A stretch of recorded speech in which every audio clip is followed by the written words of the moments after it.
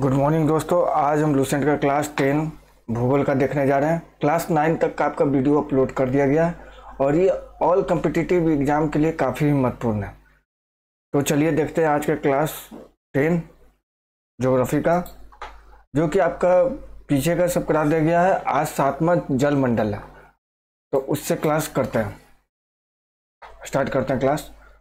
तो संपूर्ण पृथ्वी का 3/4 भाग लगभग 71% पर जलमंडल का विस्तार है। उत्तरी गोलार्ध का 60.7 और दक्षिणी गोलार्ध का 80.9% भाग महासागरों से ढका है। पृथ्वी पर उपस्थित जल की कुल मात्रा का 97.5% जल महासागरों में है, जो खारा है। जल राशि का मात्र 2.5% भाग ही स्वच्छ जल या मीठा जल है।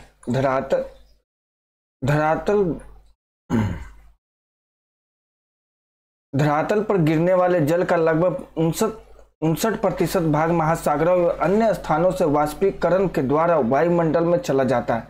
शेष भाग धरातल पर बहता है, कुछ भूमि में रिस जाता है और कुछ भाग हिम नदी का रूप ले लेता है। महासागरीय जल के दो महत्वपूर्ण गुण हैं, तापमान एवं लवणता। जलमंडल का वो बड़ा भाग जिसकी कोई निश्चित सीमा न हो महासागर कहलाता है। भूगोलविदों ने पृथ्वी के महासागरीय भाग को 4 महानगरों में विभाजित किया है। उनके नाम है प्रशांत, अटलांटिक, हिंद एवं आर्कटिक। सबसे बड़ा महासागर प्रशांत महासागर है। महासागरों की औसत गहराई 3800 मीटर तथा स्थल की औसत ऊंचाई 840 मीटर है। स्थल की ऊंचाई तथा महासागरों की गहराई को उच्च तामितीय चक्र द्वारा प्रदर्शित किया जाता है। समुद्र जलमंडल का वो बड़ा भाग जो 3 तरफ जल से घिरा हो और एक तरफ महासागर से मिला हो समुद्र कहलाता है। जलमंडल का वो बड़ा भाग जो 3 तरफ जल से घिरा हो और एक तरफ महासागर से मिला हो समुद्र कहलाता है। खाड़ी समुद्र का स्थलीय भाग में प्रवेश कर जाने पर जो जल का क्षेत्र बनता है उसे खाड़ी कहते हैं। बे इसका 2 किनारा स्थल से घिरा होता है। एक तरफ टापुओं का समूह होता है तो दूसरी तरफ मुहाना समुद्र से मिला होता है। सामान्यतः यह महासागरीय जल का तापमान लगभग 5 डिग्री सेल्सियस से 33 डिग्री सेल्सियस के बीच रहता है। महासागरीय जल की सतह का औसत दैनिक तापांतर नगण्य होता है, लगभग 1 डिग्री सेल्सियस। महासागरीय जल का उच्चतम वार्षिक तापक्रम अगस्त में एवं न्यूनतम वार्षिक तापक्रम फरवरी में अंकित किया जाता है। आकार में अंतर के कारण अटलांटिक महासागर में वार्षिक तापांतर प्रशांत महासागर की अपेक्षा अधिक होता है। उत्तरी गोलार्ध में दक्षिणी गोलार्ध की तुलना में तापांतर अधिक होता है। विश्व का सबसे बड़ा महाद्वीपीय शेल्फ आर्कटिक महासागर का साइबेरियन शेल्फ है। नोट: महाद्वीपीय शेल्फ प्रत्येक महाद्वीप का विस्तृत सीमांत होता है जो अपेक्षाकृत उथले समुद्रों तथा खाड़ियों से घिरा होता है। शेल्फ अत्यंत तीव्र ढाल पर समाप्त होता है। इसकी औसत प्रवणता 1 डिग्री या उससे कम होती है। महाद्वीपीय शेल्फों पर लंबे समय तक प्राप्त स्थूल तलछटी अवसाद जीवाश्मी ईंधनों के स्रोत बनते हैं। महाद्वीपीय ढाल की औसत गहराई 200 मीटर से 3000 मीटर के बीच होता है। कुछ महत्वपूर्ण गर्त: मेरियाना गर्त 11022 मीटर है, स्थिति प्रशांत महासागर। टोंगा, इसकी गहराई 9000 मीटर है, इसकी स्थिति प्रशांत महासागर। मिंडनाव गर्त 10500 मीटर है, प्रशांत महासागर स्थिति है। प्यूरी टोको रिको 8392 मीटर है, अटलांटिक महासागर पश्चिम द्वीप समूह में है। रोमेसो 7254 दक्षिणी अटलांटिक महासागर में। सुंडा 8152 पूर्वी हिंद महासागर जावा द्वीप में स्थिति है।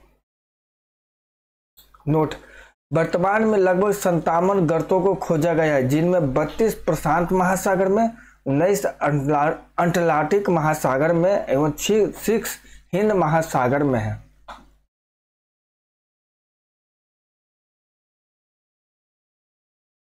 लवणता को प्रति हजार में व्यक्त करते हैं। समुद्री जल की औसत लवणता लगभग 35 प्रति हजार होती है। नोट, 24.7% की लवणता को खारे जल को सीमांकित करने का उच्च सीमा माना गया है। समान खारेपन वाले स्थानों को मिलाकर खींची गई रेखा को सम लवण रेखा कहते हैं। 20 डिग्री से 40 डिग्री उत्तरी अक्षांश और 10 डिग्री से 30 डिग्री दक्षिणी अक्षांशों के मध्य सबसे अधिक लवणता पाई जाती है। तुर्की की वान झील की लवणता सबसे अधिक 330% है। दूसरा मृत सागर 238% है। लवणता साधारणतः गहराई के साथ बढ़ती है तथा एक स्पष्ट क्षेत्र जिसे हेलोक्लाइन कहा जाता है में यह तीव्रता से बढ़ती है। समुद्री जल की बढ़ती लवणता उसके घनत्व को बढ़ाती है। उच्च लवणता वाला समुद्री जल प्रायः कम लवणता वाले जल के नीचे बैठ जाता है। भूमध्य सागर की लवणता उच्च वाष्पीकरण के कारण अधिक होती है। गाई ऑट सपाट शीर्ष वाले समुद्री पर्वतों को गाई ऑट कहते हैं। प्रशांत महासागर में गुआम द्वीप के समीप स्थित मेरियाना गर्त सबसे गहरा गर्त है। इसकी गहराई लगभग 11,022 मीटर है। इसे चैलेंजर गर्त भी कहते हैं। शॉल जलमग्न उत्थान का वो भाग जहां जल की गहराई छिछली होती है शॉल कहलाता है। यह प्रवाल से बना नहीं होता।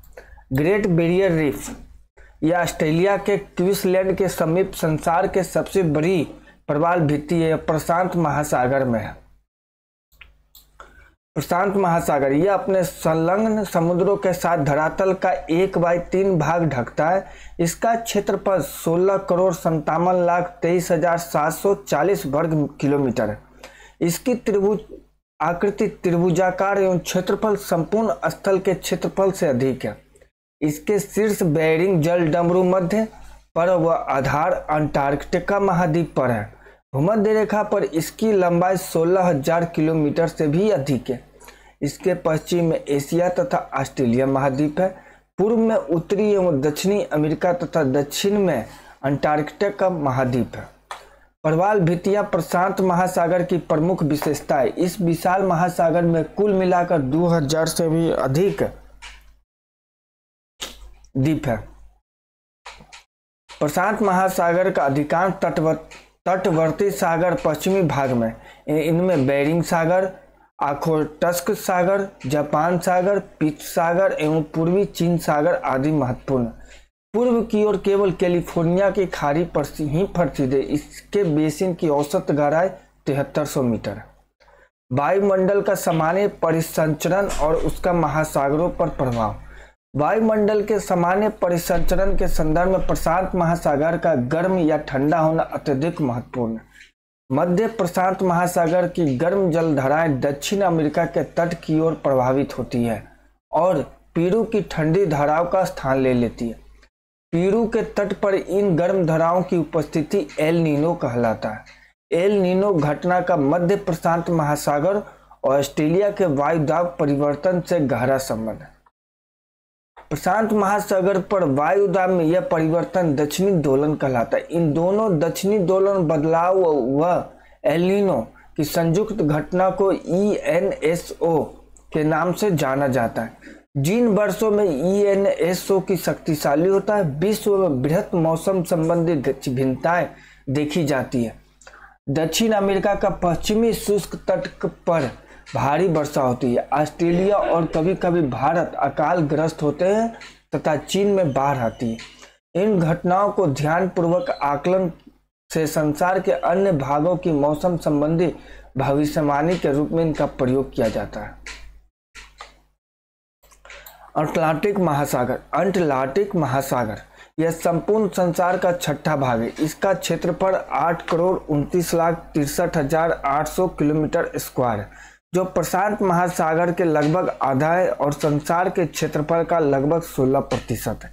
इसकी आकृति अंग्रेजी के एस आकार से मिलती जुलती है।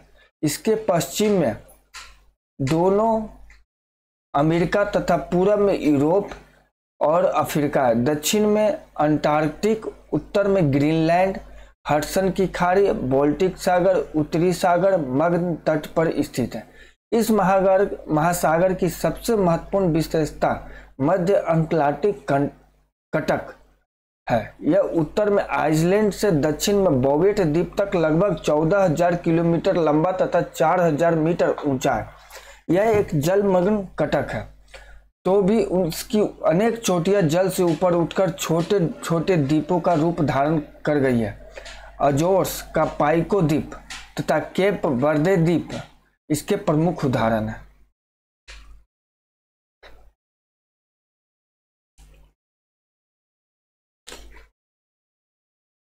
सबसे तीखी चोटी भूमध्य रेखा के निकट सेंट पॉल नामक द्वीप समूह की है। दक्षिणी अटलांटिक महासागर में बरमुंडा प्रवाल द्वीप एवं अंसेसन है। त्रिस्ता दी कान्हा, सेंट हेलेना, गुआ तथा बोवेट द्वीप ज्वालामुखी द्वीप है। यह महासागर 55 डिग्री उत्तरी अक्षांश के पास अधिक चौड़ा हो जाता है, जहां इसे टेलीग्राफिक पठार के नाम से पुकारा जाता है। भूमध्य रेखा के निकट रोमांस गंभीर है। इसे दो भागों में बांटता है। उत्तरी भाग डॉल्फिन श्रेणी तथा दक्षिणी भाग का नाम चैलेंजर कटक है। अटलांटिक महासागर के तटों के साथ बेफिन की खाड़ी, हडसन की खाड़ी, उत्तरी सागर, बाल्टिक सागर, मेक्सिको की खाड़ी, भूमध्य सागर तथा कैरिबियन सागर महत्वपूर्ण नगर है। अटलांटिक महासागर की तट रेखा बहुत कटी फटी है। इसके कारण इसकी तट रेखा की लंबाई प्रशांत एवं हिंद महासागर की तट रेखा की कुल लंबाई से अधिक है। कटी फटी तट रेखा पर बहुत अच्छे बंदरगाह होते हैं।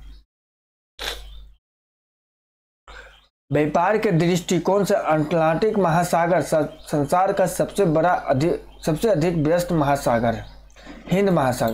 हिंद महासागर इसके उत्तर में एशिया महाद्वीप, दक्षिण में अंटार्कटिका महाद्वीप, पूर्व में ऑस्ट्रेलिया महाद्वीप, पश्चिम में अफ्रीका महाद्वीप है। यह एक अर्ध महासागर है। इसका कुल क्षेत्रफल 7,34,25,500 वर्ग किलोमीटर है। यह एक तरफ प्रशांत महासागर, दूसरी तरफ अटलांटिक महासागर से मिला है। कर्क रेखा इस महासागर की उत्तरी सीमा है। इसमें भारत के दक्षिणी पश्चिमी तट के समीप लक्षद्वीप तथा मालदीव प्रवाल द्वीपों के उदाहरण, मॉरिशस और रियूनियन द्वीप ज्वालामुखी प्रक्रिया से उत्पन्न द्वीप है। इस महासागर का सबसे बड़ा द्वीप मेडागास्कर द्वीप है। मेडागास्कर के पूर्व में मॉरिशस द्वीप।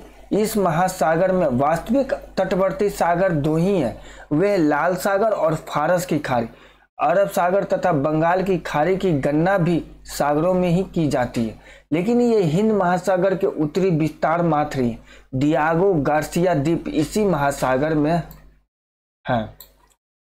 आर्कटिक महासागर यह उत्तरी ध्रुव के चारों ओर है। यह आर्कटिक वृत्त के अंदर स्थित है। वास्तव में ये अटलांटिक महासागर का उत्तरी विस्तार ही है। यह बेरिंग जल संधि नामक उथले समुद्र के संकरे भाग द्वारा प्रशांत महासागर से जुड़ा है। यह यूरोप, एशिया एवं उत्तरी अमेरिका के उत्तरी तटों से घिरा। इसका अधिकांश भाग वर्ष भर हिम की मोटी परतों से ढका रहता है। सेली बीज सागर इसी महासागर में।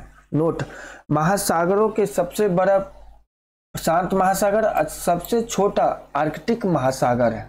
महासागरीय जलधाराएं 8वां टॉपिक।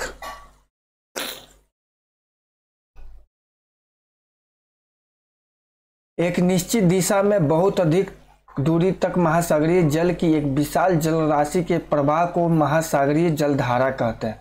धारा दो प्रकार की होती है, गर्म जलधारा और ठंडी जलधारा। गर्म जलधारा निम्न अक्षांशों में उष्ण कटिबंधीय से उच्च समशीतोष्ण और उप ध्रुवीय कटिबंधों की ओर बहने वाली जलधाराओं को गर्म जलधारा कहते हैं। यह प्रायः भूमध्य रेखा से ध्रुव की ओर चलती है। इनके जल का तापमान मार्ग में आने वाले जल के तापमान से अधिक होता है। अंततः ये धाराएं जिन क्षेत्रों में चलती है वहां का तापमान बढ़ा देती है।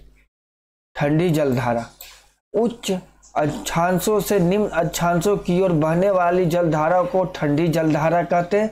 यह प्रायः ध्रुवों से भूमध्य रेखा की ओर चलती है। इनके जल का तापमान रास्ते में आने वाले जल के तापमान से कम होता है। अल ये धाराएं जिन क्षेत्रों में चलती है वहां तापमान घट देती है। उत्तरी गोलार्ध की जलधाराएं अपनी दाईं ओर तथा दक्षिणी गोलार्ध की जलधाराएं अपने बाईं ओर प्रभावित होती हैं। यह कोरियोलिस बल के प्रभाव से होता है। महासागरीय जलधाराओं के संचरण सामान्य व्यवस्था का एकमात्र प्रसिद्ध अपवाद हिंद महासागर के उत्तरी भाग में पाया जाता है। इस भाग में धाराओं के प्रवाह की दिशा मानसूनी पवन की दिशा के साथ बदल जाती है। गर्म जलधाराएं ठंडे महासागरों की ओर और ठंडी जलधाराएं गर्म सागरों की ओर बहने लगती है।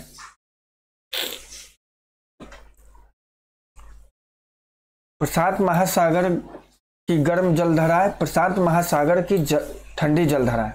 प्रशांत महासागर की गर्म जलधाराएं यह उत्तरी विषुवतीय रेखीय जलधारा, क्यूरोसियो की जलधारा, उत्तरी प्रशांत जल प्रवाह धारा, अलास्का की जलधारा, एल नीनो की जलधारा, सुसीमा की जलधारा, दक्षिण विषुवत रेखीय जलधारा, आठवां पूर्वी ऑस्ट्रेलिया की जलधारा, नौवां विपरीत विषुवत रेखीय जलधारा।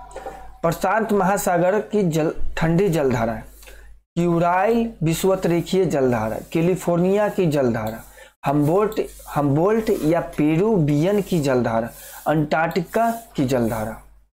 अटलांटिक महासागर की गर्म जलधाराएं, अटलांटिक महासागर की ठंडी जलधारा। अटलांटिक महासागर की गर्म जलधाराएं उत्तरी विषुवत रेखीय जलधारा, गल्फ स्ट्रीम जलधारा, फ्लोरिडा जलधारा, दक्षिण विषुवत रेखीय जलधारा, ब्राजील जलधारा, विपरीत विषुवत रेखीय जलधारा, इरमिंजर की जलधारा। अटलांटिक महासागर की ठंडी जलधारा, लेब्राडोर की जलधारा, बेंगुएला की जलधारा, कनारी जलधारा, पूर्वी ग्रीनलैंड की जलधारा, अंटार्कटिका की जलधारा, फॉकलैंड की जलधारा।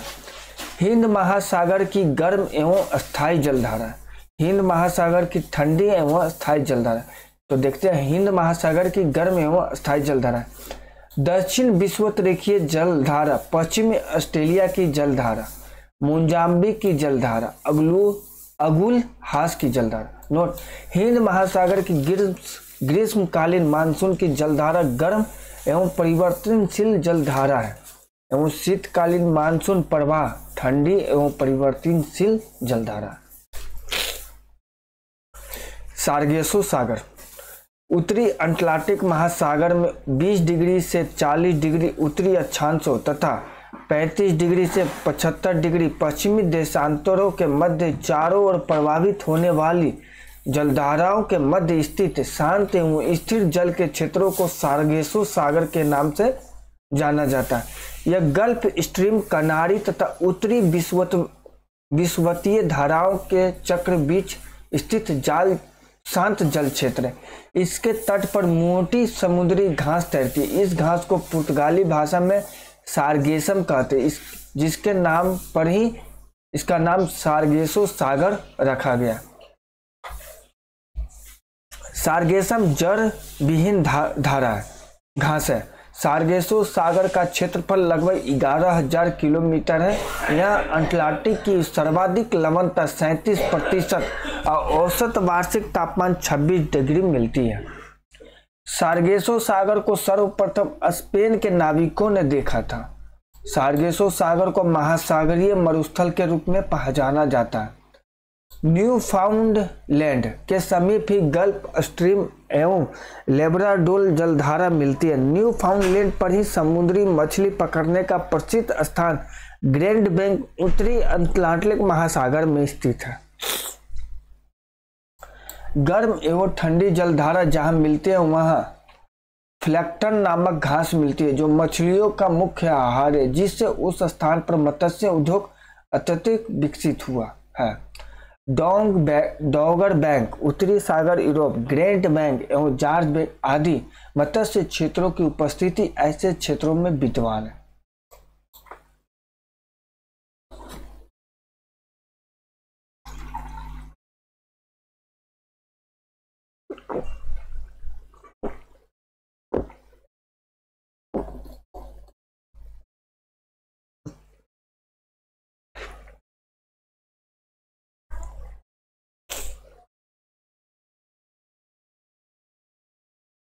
जापान के निकट क्यूरोशियो की गर्म धारा तथा ओयोशियो की ठंडी धारा के जल के मिलने से वहां पर घना कुहासा छाया रहता है। महासागरों के पश्चिमी भाग में विषुवत रेखा के समीप उत्तर तथा दक्षिण विषुवत रेखीय धाराओं के अभिसरण के कारण इतनी अधिक मात्रा में जल राशि एकत्रित हो जाती है कि पश्चिम से पूर्व की ओर सामान्य ढाल बन जाता है। फलस्वरूप प्रति विषुवतीय धारा प्रभावित होने लगती है। ला नीना एक शीतल जलधारा है जिसकी उत्पत्ति पेरू के तटवर्ती क्षेत्रों में होती है। वहीं एल नीनो एक गर्म जलधारा है जिसकी उत्पत्ति पेरू के तट पर समांतर उत्तर से दक्षिण की ओर होती है। ला नीना का प्रभाव क्षेत्र एल नीनो की तरह प्रशांत क्षेत्र के विशेष रूप से पेरू का तटीय क्षेत्र होता है।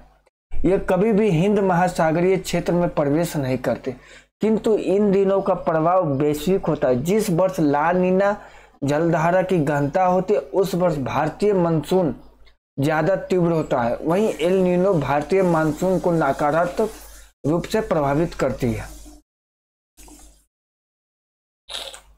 ज्वार भाटा।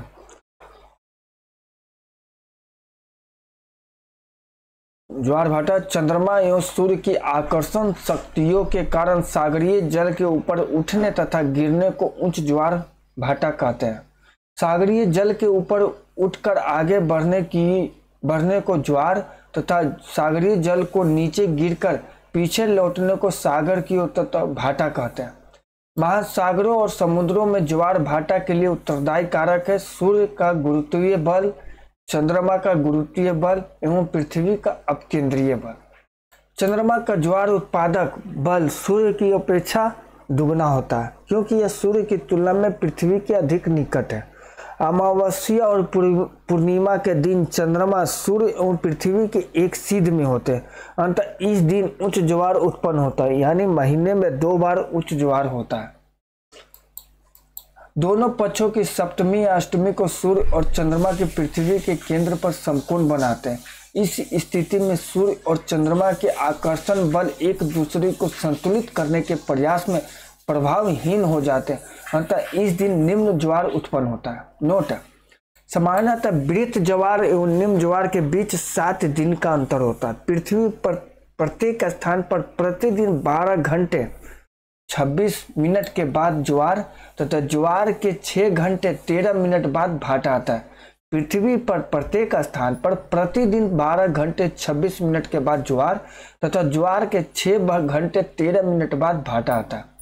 ज्वार प्रतिदिन 2 बार आते, एक बार चंद्रमा के आकर्षण से और दूसरी बार पृथ्वी के अपकेंद्रीय बल के कारण। सामान्यतः ज्वार प्रतिदिन 2 बार आता है, किंतु इंग्लैंड के दक्षिणी तट पर स्थित साउथैम्प्टन में ज्वार प्रतिदिन 4 बार आते हैं। यहाँ 2 बार ज्वार इंग्लिश चैनल से होकर और 2 बार उत्तरी सागर से होकर विभिन्न अंतरालों पर पहुंचते हैं। विश्व का सबसे ऊंचा ज्वार भाटा कनाडा के नवास्कोशिया में स्थित फंडी की खाड़ी में आता है। ज्वारीय उभार की ऊंचाई 15 से 16 मीटर के बीच होती है क्योंकि यहाँ पर 2 उच्च ज्वार एवं 2 निम्न ज्वार प्रतिदिन आते हैं। तो थैंक यू दोस्तों, वायुमंडल का कल क्लास करते हैं।